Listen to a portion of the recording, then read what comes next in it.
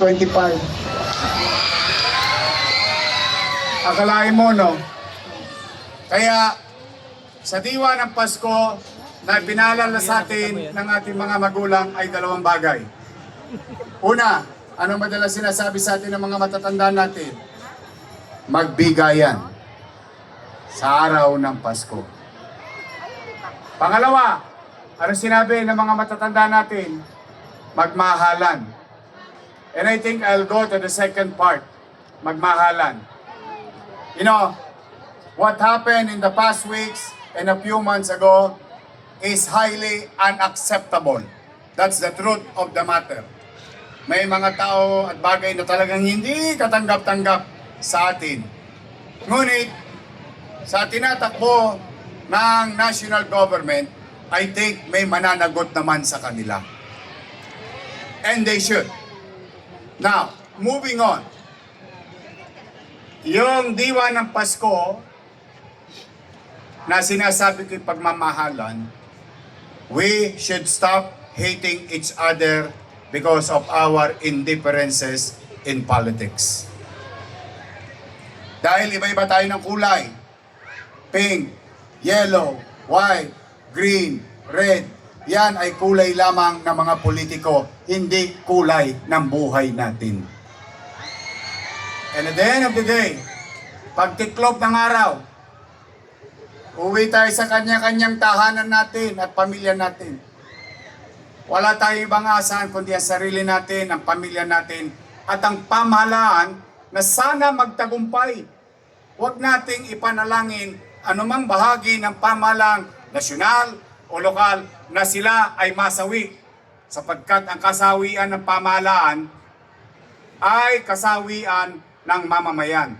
We, Filipinos, no matter what happened, hayaan natin managot sila. But we, as Filipinos, we should not separate, segregate, because of some political beliefs of some or a few, literally a few individuals for them to gain politically.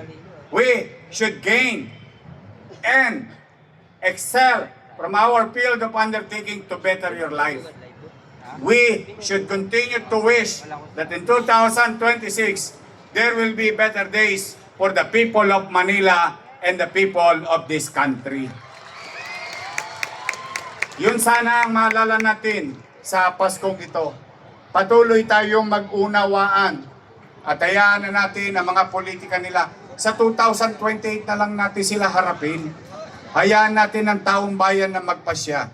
Ngunit sa ngayon, ang kailangan natin sa isa't isa, magmahalan, mag-unawaan.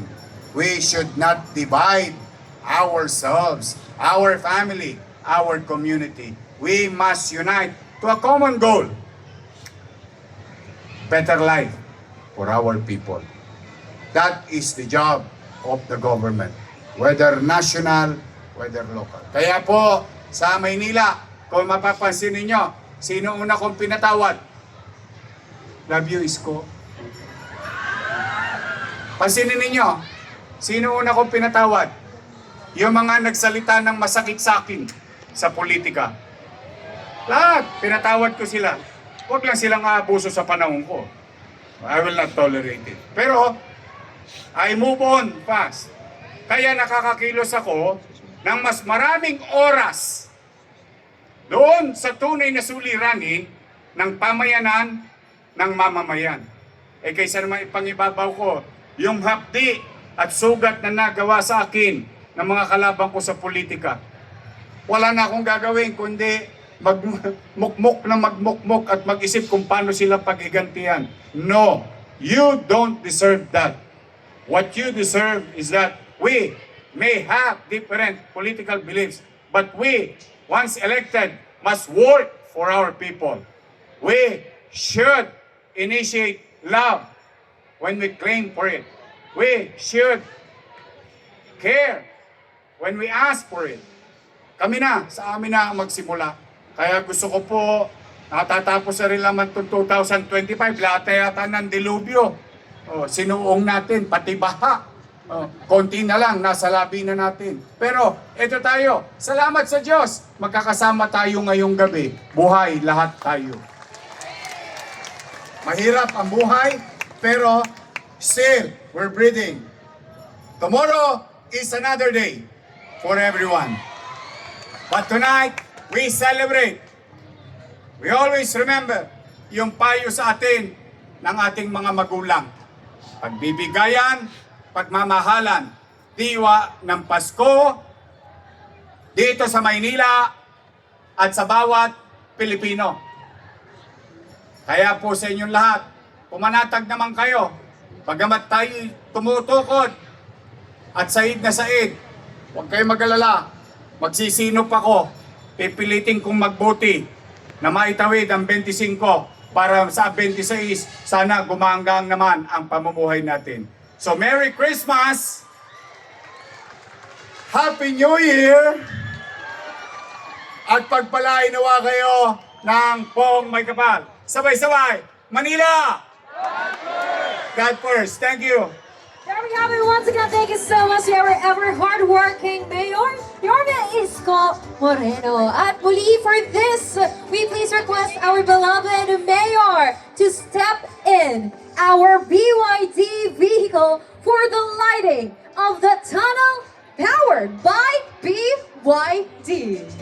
Ayan na, nalalapit na tayo sa exciting part, everybody. We are about to see